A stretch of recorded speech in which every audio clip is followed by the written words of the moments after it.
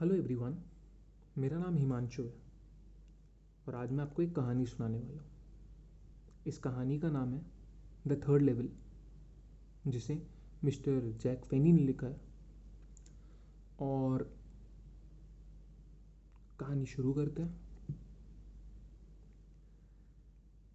Grand central station का president और वहाँ का पूरा स्टाफ वहाँ के ट्रेन के टाइम टेबल के ऊपर हाथ रख कर ये कसम खा सकता है कि ग्रैंड सेंट्रल स्टेशन पर बस 2 ही लेवल हैं। मगर आप मेरा यकीन कीजिए, मैंने थर्ड लेवल देखा है। आपको लगेगा मैं पागल हूँ। और हाँ, मैंने अपने साइकेट्रिस्ट को भी कंसल्ट किया। जानते हो उसने क्या बोला?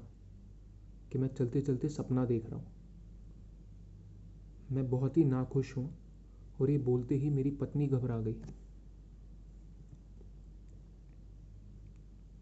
उसने उसे समझाया कि आज का जो दौर है, इस मॉडर्न वर्ल्ड में नाखुश होना कोई बहुत बड़ी बात नहीं है। चारों तरफ युद्ध का माहौल बना हुआ है, डर पनप रहा है और तो और हर जगह खतरा महसूस होता है।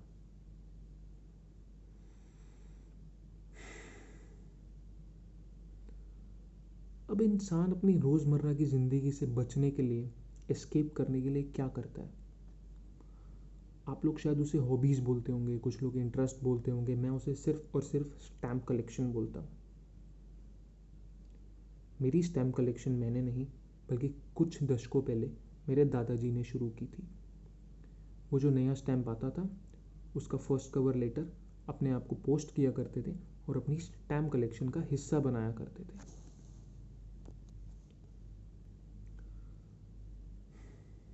एनीवेज, उस दिन मैं ऑफिस से कुछ जल्दी निकल गया था। हल्की बारिश हो रही थी और मैं जल्दी ही घर पहुंचना चाहता था। मैंने बस लेना ठीक नहीं समझा और मेट्रो में ही घर जाने का फैसला किया।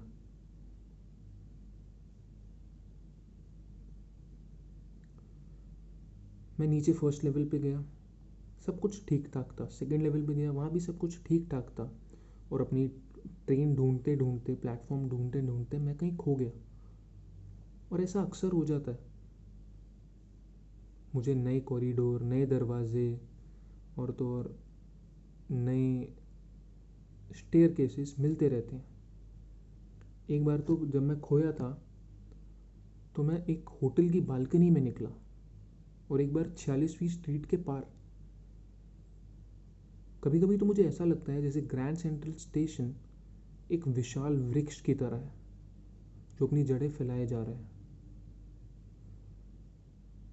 सेकंड लेवल पर मुझे एक टनल दिखी। ऐसा लग रहा था जहाँ कोई वहाँ ज़्यादा जाता नहीं है। अंधेरा था वहाँ, मैं उसमें जाना नहीं चाहता था, पर पता नहीं क्यों मैंने उसमें चलना शुरू कर दिया। एक ढलान सी थी उसमें। मैं नीचे उतरता गया। कुछ सुनाई नहीं दे रहा था, सिर्फ अपने कदमों की आवाज़ सुनाई दे रही थी। कुछ देर चलने के बाद मुझे एक हल्की रोशनी दिखाई दी। कुछ लोगों की बातें करने की आवाज़ भी सुनाई दी और मैं वहाँ पहुँच गया। वहाँ जिसका मैंने कुछ देर पहले जिक्र किया था, थर्ड लेवल पे। देखने में वो कुछ कुछ सेकंड लेवल जैसा ही था, मगर वहाँ की जो टिकट काउंटर की खिड़कियाँ थी वो बहुत ही छोटी थी और वहाँ की जो लाइट थी वो बहुत ही फ्लिकर कर रही थी। मतलब ऐसे जल बुझ जल बुझ जल बुझ ऐसा कुछ हो रहा था। गौर से देखने पर मुझे पता चला कि वो लालटेन है, जैसे पुराने ज़माने में चला करते थे। वहाँ के लोगों का पहनावा ऐसा लगता था जैसे 19वीं शताब्दी के आखिरी दशक में आ गया हूँ मैं।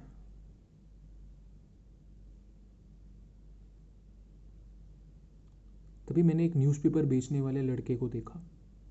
उसके बाद एक द वर्ड की कॉपी थी, उस पर प्रेसिडेंट्स की कुछ न्यूज़ छपी हुई थी और फ्रंट पेज पे जब मैंने डेट देखी तो डेट थी 11 जुलाई 1894।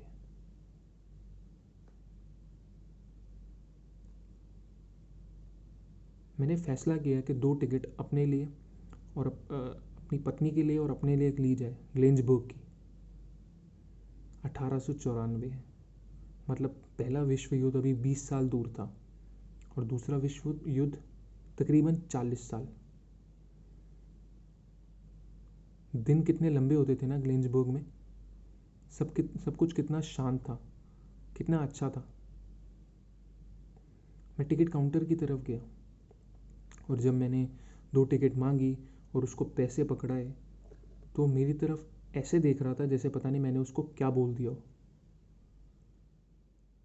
भाई साहब, ये कोई पैसे वैसे ही नहीं है, हाँ ज़्यादा शान बट्टी मत करना वरना पुलिस को बुला दूंगा। अब उसकी बात भी ठीक थी, मगर पुलिस स्टेशन जाना, जेल जाना जितना खतरनाक आज की डेट में था उतना ही खतरनाक उस डेट में भी रहा होगा, है ना। मैं वापस आ गया और अगले ही दिन मैं एक मनी चेंजर के पास गया और उससे मैंने 19वीं सदी के आखिरी दशक के कुछ नोट मांगे। उसने मुझे कुछ $200 दिए मेरे $300 के बदले में। इस पे मेरा जो दोस्त था, साइकेट्रिस्ट दोस्त, वो बहुत ही परेशान और चिंतित हुआ। मैंने उसे कुछ बताया नहीं था थर्ड लेवल के बारे में। खैर, महंगाई से मुझे ज़्यादा फ़र्क नहीं पड़ता, एक्सचेंज रेट से भी ज़्यादा मुझे फ़र्क नहीं पड़ता, क्योंकि उस ज़माने में एक अंडे की ट्रे भी 13 सेंट की आ जाती थी। मगर थर्ड लेवल बहुत ढूंढने के बाद मुझे दोबारा कभी नहीं मिला। बहुत ही परेशान था मैं, पागलों की तरह ढूंढता रहा और मेरी पत्नी ने मुझे कई बार बोला कि थर्ड लेवल मत ढूंढो, तुम्हें नहीं मिलेगा। मगर थर्ड लेवल था, क्योंकि मेरा एक अच्छा दोस्त सैम वो चंद हफ्तों से गायब था और मुझे पूरा यकीन था कि वो थर्ड लेवल पर पहुंच गया। वो हमेशा शहर में ही पला बड़ा है, उसको ग्लेन्सबर्ग के बारे में तो बिल्कुल ही कुछ नहीं पता था। और जब मैं उसे बताता था कि मेरी स्कूलिंग ग्लेनबर्ग से हुई है तो वो बहुत ही अच्छा महसूस करता था। इस शहर की भीड़ भाड़ से दूर वो हमेशा ग्लेन्सबर्ग जाना चाहता था।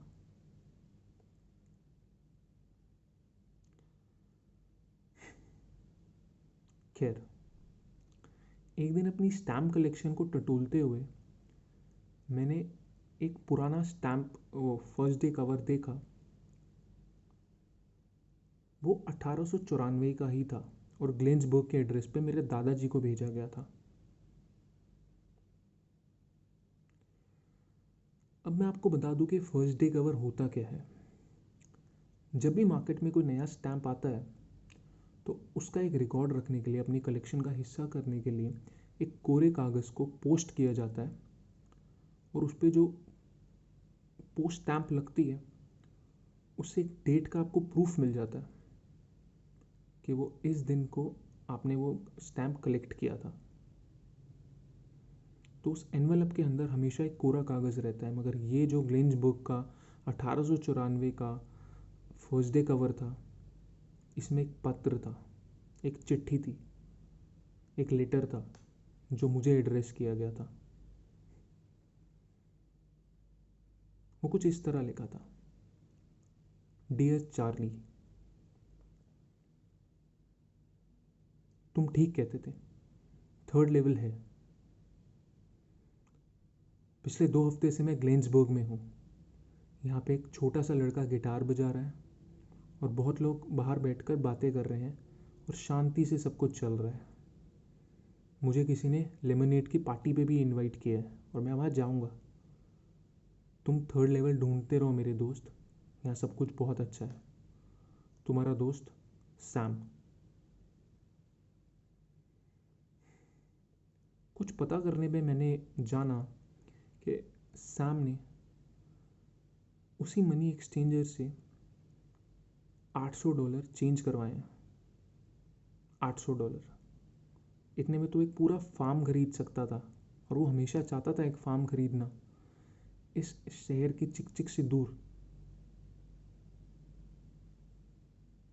खैर, मैंने आपको बताया नहीं, सैम मेरा साइकेट्रिस्ट था।